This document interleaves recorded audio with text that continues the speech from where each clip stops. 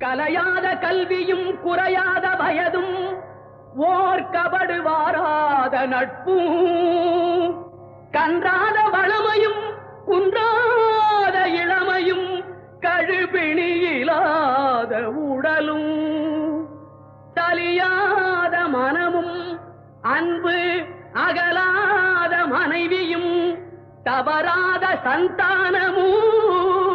தாழாத கீர்த்தியும் மாறாத வார்த்தையும் தடைகள் வாராத கொடையும்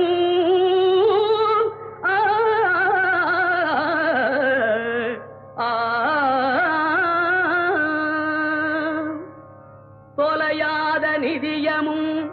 கோணாத கோலும் ஒரு துன்பமில்லாத